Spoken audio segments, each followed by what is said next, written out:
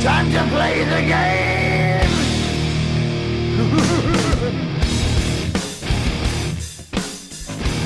Welcome in, everybody, to another episode of the DocNJock Wrestling Podcast. This is episode 107, and today I'll be coming to you solo as the Doc is on a beach somewhere in sunny Mexico, taking in all the sun, looking like a Harlem gigolo.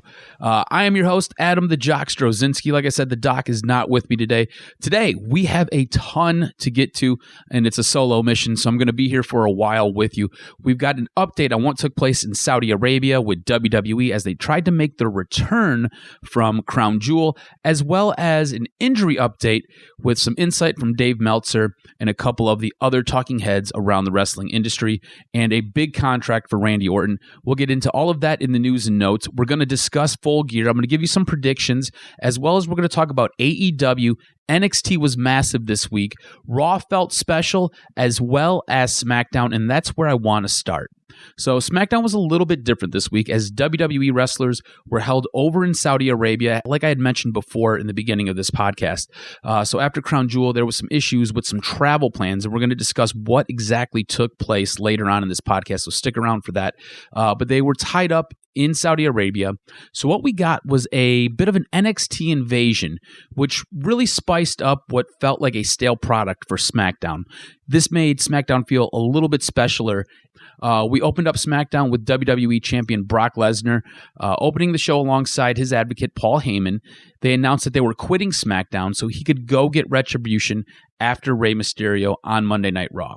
So Brock's run on SmackDown was extremely short-lived. I guess this was expected. It doesn't really surprise me. Brock loves Raw, as we had discussed in prior episodes. Brock Lesnar, I think this was his first time in 15 years wrestling on SmackDown when the initial show on Fox took place.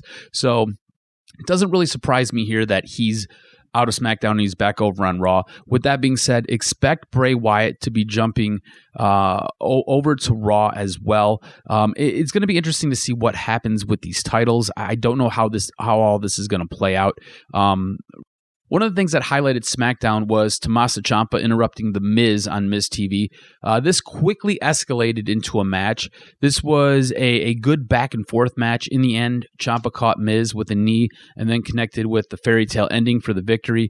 This was a fantastic match with a little bit of sloppiness. Now, the sloppiness comes into the two not really working together in the past, but this is something that you would want to see again. This seemed really, really awesome. Again, we have this NXT invasion, and a lot of the guys from NXT go over on this edition of SmackDown, and this was fantastic. This was an outstanding match. Another fantastic match was Adam Cole and Daniel Bryan facing each other for the NXT Championship. It was a high-risk and physical contest where Bryan brutalized Cole. Bryan ended up trapping the NXT champ in the label lock, where Cole barely got to the ropes. Cole managed to catch Bryan with the Panama Sunrise into the last shot for the victory. At the very, very end, Triple H stood in front of the NXT roster who had taken over the ring, and he made it very, very clear that this was just the beginning of an upcoming war. Again, this episode of SmackDown felt really, really special, and it felt like we were moving someplace. The last couple episodes of SmackDown have kind of dragged, haven't really felt special in the least, and this one was totally different. Overall, it seems as though the viewership agreed with me, and this being a special edition of SmackDown, as ratings were up almost 14%, drawing a 2.543 million viewers. So this was good for Fox. This was good for SmackDown. Now, looking ahead to tonight's card, we're going to have the Revival defense the SmackDown titles against the New Day. Roman Reigns and Baron Corbin are going to get together and tangle. Tyson Fury is going to show up on SmackDown, as well as Sasha Banks is going to take on Nikki Cross. So nothing here that really screams interest to me. It just, nothing here is really catching my eye. I think the Roman Reigns and the Baron Corbin match could be good, but again, this seems like we're moving back to that stale SmackDown show. So unless NXT kind of barges in again, I don't know what we're going to do. I don't know where we're going with this. again, with the NXT takeover of SmackDown, it's to help set up Survivor Series because NXT is going to be taking part in Survivor Series this year. NXT didn't just stop with taking over SmackDown. They also came over to Raw. And we kicked Raw off with a very upset Brock Lesnar looking for Rey Mysterio. He pretty much destroyed everything and everybody in his way. Honestly, it was solid enough. Heyman could sell sand in the desert, so he's outstanding. Lesnar being pissed off is outstanding. This was a real nice way to get into Raw. We did have a match, though, that confused me a little bit. Charlotte Flair and Natty beating the women's tag team champs. I don't feel the Kabuki Warriors have enough of a run yet with the belts to be getting beat by random tag teams that were just thrown together. All that being said, this was a really solid match. It was a very good match. It could highlight a pay-per-view. But again, I don't understand the outcome. Why do you have Charlotte Flair and Natty beating the tag team champs? Just didn't make a whole lot of sense to me. The Kabuki Warriors haven't been televised enough to where you can just have them getting beat. I understand what Charlotte Flair is and I understand what Natty is, but you haven't had these holders of this belt or of these belts doing this long enough to where it's okay for them to take a random loss. Seth Rollins came down to cut that same tired promo. I lost the championship belt. I don't know what I'm going to do. I'm sad. Woe is me. Of course, it gets interrupted by Triple H. This was the same old same. Seth Rollins is Triple H's puppet. Whenever he doesn't have a belt, I don't know what I'm going to do. Triple H comes down and kind of takes over this role of, here, let me show you, buddy. I'm going to lead the way. I'm your daddy. The thing that was interesting about this, Undisputed Era climbed up onto the ring apron, and Rollins was essentially told, either you're with us or you're against us. At this exact moment, the Raw roster emptied, and more of the NXT roster showed up from ringside, and we had a massive brawl. Nobody touched Seth Rollins, so this was a little bit weird because Seth Rollins is kind of this middleman now. Am I NXT? Am I Raw? Where am I going? What am I doing? What this ended up leading to was the setup for the main event where Rollins challenges Adam Cole for the NXT title. Now, if Rollins wins, he will join NXT. So a little bit interesting here. The main event was a classic WWE storyline. It was a very solid match between two pros giving it their all. We had near fall after near fall and kick out after kick out. And just as Rollins went to deliver the curb stomp, the Undisputed Era jumped in and beat the holy hell out of him. This turned out to be a massive brawl with NXT stars like Tommaso Ciampa, Matt Riddle, and Keith Lee joining in, and it brought down the Raw roster. So we ended up fading to black with a massive beatdown between Raw and NXT. So we had no winner. That was a little bit frustrating. I think I get where we're going with all of this, though, and don't be surprised if Seth Rollins turns heel in the very near future. Overall, I thought Raw was a very good show. This is one of the better Raw shows in a long time. Honestly, the worst match on this show was probably the Raw Tag Team Champs taking on a bunch of nobodies in a squash match, or AJ Styles and the OC in their match. It just kind of fell a little bit flat. And when you can say AJ Styles has the worst match on a card, that's saying a whole lot. Let's kind of transition into NXT here, because we're going to jump off with AJ Styles and the OC.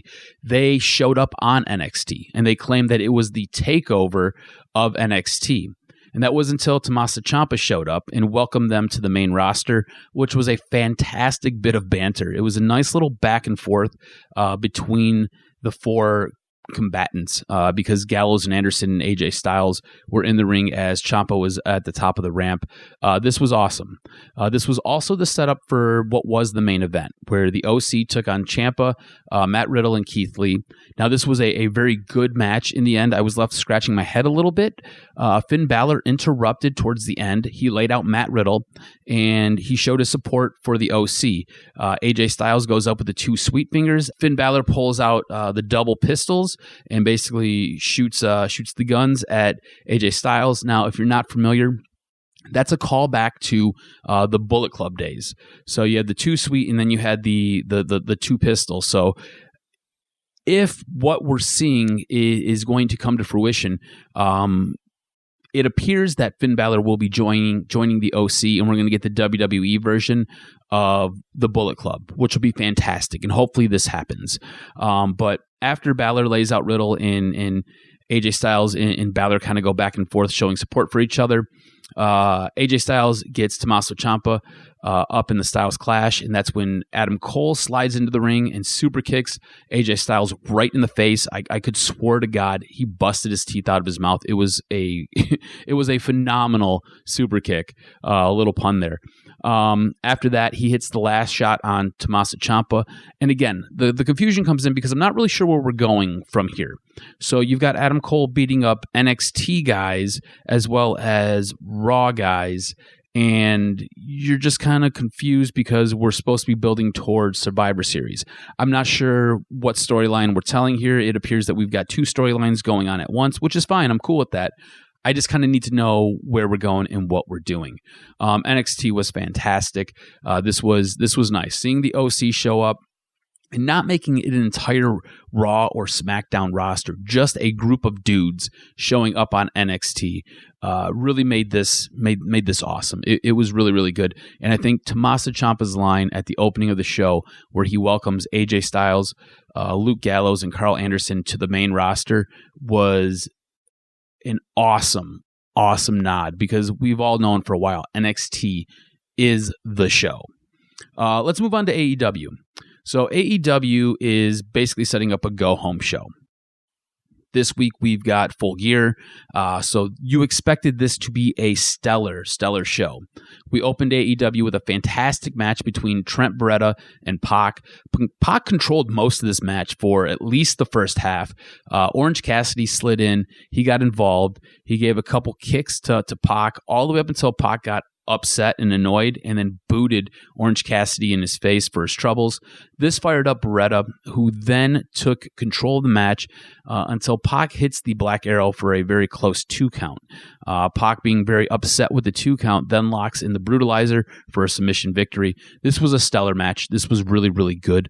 I enjoyed it. It would appear that we might get a Pac Orange Cassidy match coming up very, very soon. I'm just speculating here. I'm not 100% sure. Cody then comes down and cuts a fantastic babyface promo. This was outstanding. In this promo, he basically states that if he does not defeat Chris Jericho at Full Gear on Saturday, he will never challenge for the AEW World Championship again. So those are some pretty hefty words. I mean, this is a company that this man has helped create and build, and this is the pinnacle of this organization's championship. So for him to never ever compete for it, much less ever win it, after helping build this establishment, is one, strange. Two, I think it puts you on a little bit of guard and kind of raises your suspicions as to what might happen this Saturday. But three, he's kind of putting his balls on the table here, and I like that. This was an outstanding babyface promo. Basically mentions that you can go buy one of Chris Jericho's books for $3 on Amazon, just throwing a ton of shade towards Jericho. So this was awesome. I do recommend you check it out. You can usually see it right there on Bleacher Report. They do snippets. You can go catch the shortened version of it. Private Party and Dark Order had a good match where the winner would get to join SCU and the Lucha Brothers in a triple threat tag team match on Saturday at Full Gear. It was a back and forth match until Quinn hit a Hurricanrana that sent Grayson into the cutter from Cassidy. Private Party gets the pin. They get the win. So we're going to have a triple threat tag match. It's going to be SCU, the Lucha Brothers, and Private Party on Saturday at Full Gear. We ended with a very good main event between Kenny Omega and Hangman Page versus Sammy Guevara and Chris Jericho. So this was a nice back and forth match. We had a few high-flying big spots. Pac ended up getting involved, kicked Hangman Page in the balls, took him out of the match for the most part. Chris Jericho ends up taking advantage of this. He ends up getting the pin. This was all the setup to the Inner Circle taking advantage and beating up on a beaten down Hangman Page. That was until Cody jumped in. Cody came down to make the save. As Jericho was trying to make his way and escape up the ramp, MJF MJF comes in and hits him with a chair, then sends him back into the ring for Cody. Now Jon Moxley comes in from the crowd, and he's got a barbed wire baseball bat, and he has his eyes set on Kenny Omega. Basically, the way this show ended, we had everybody brawling with everybody who's going to be on Saturday's show. I thought this was a nice way to kind of end it. It told a good story in the brawl. I hate when we just have brawls for brawls. No, this was a brawl that told a story and helped build what we're going to get on Saturday. Overall, I thought AEW did another fantastic job this week. It was phenomenal. And I'm not just using phenomenal to steal from AJ Styles, but it was another phenomenal show. It ended up beating NXT in the ratings. As we look ahead to Full Gear, the matches we're going to have the AEW World Championship, where Chris Jericho, who's the champion, defends against Cody. At this moment in time, I believe Cody's going to win this match.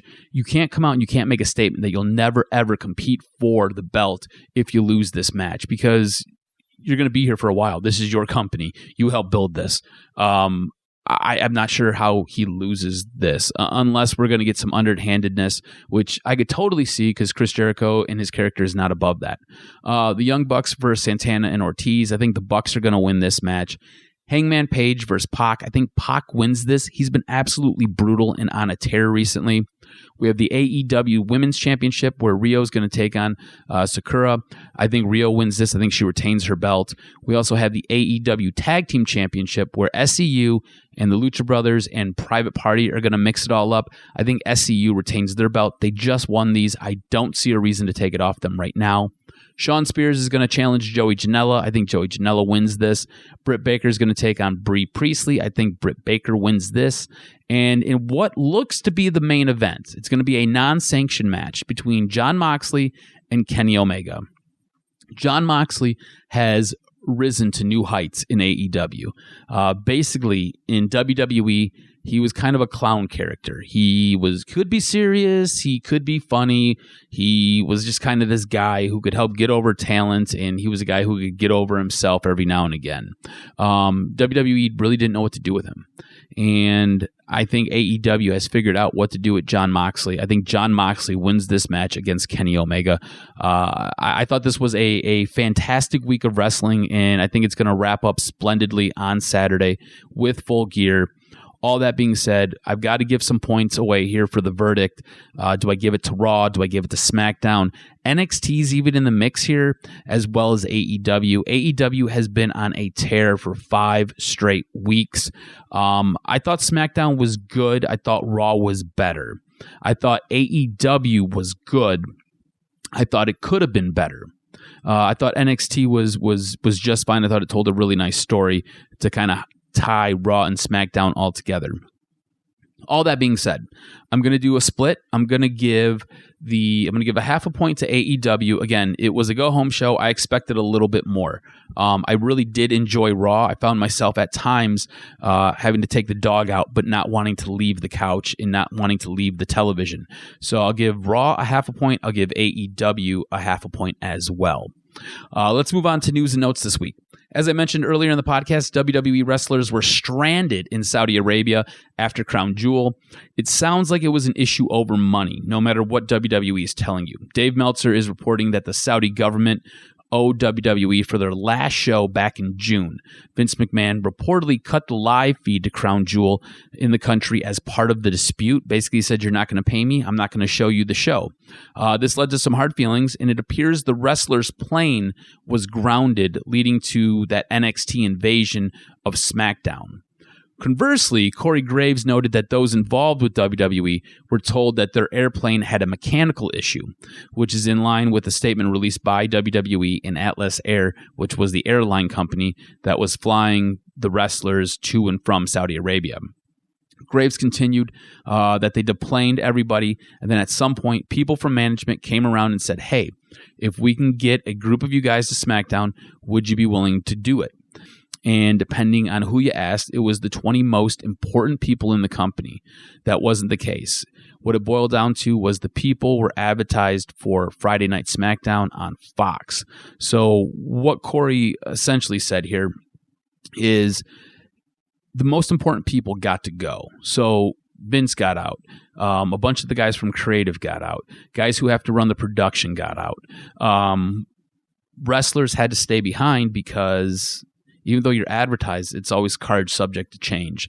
So some guys had to stay, other guys got to go. What it really sounds like, though, if you kind of read between the lines here, it might have been a dispute over some cash that was owed. So we're still going to kind of have to watch. I think more truth will come out in time. Let's do a quick injury update. According to Dave Meltzer of the Wrestling Observer, Velveteen Dream was initially expected to miss a couple of months, and it's still a little ways away from his return. Back in September, WWE released an injury report, and it was noted that Dream was not cleared to compete due to lumbar pain in his back. Like Velveteen Dream, Elias has been out of action since September, after WWE announced that he suffered a broken ankle. According to Meltzer, he was told that Elias would be back by the end of October and believes he is due back any day now. Also, Alexa Bliss is dealing with a shoulder injury, and right now we're unable to determine the severity of it, but at this time it seems like she's going to miss multiple weeks. Randy Orton has agreed to a 5-year contract with WWE, according to PW Insider's Mike Johnson. The terms of the agreement are not yet known, so Orton will not be going to AEW, even though a couple of weeks ago he recently teased that. That's all we've got for this week with wrestling news and notes. Next week, John will be back. This Saturday, we've got Full Gear with AEW, so we'll kind of review that on next week's episode, as well as taking a look at Raw, SmackDown, possibly NXT, and what AEW is doing. Again, if you guys want to interact with us, you guys want to chat with us, you guys want to talk to us, you can go down the Flick Chat app from your Google Play Store or from your iTunes Store, and you guys just search the lowercase letters DSP. You guys can also follow the podcast at Detroit Podcast on Twitter, or follow me specifically at Adam R. STROZ. Until next week when we do episode 108, I am Adam the Jock Straczynski, and I appreciate you guys listening to the Doc and Jock Wrestling Podcast.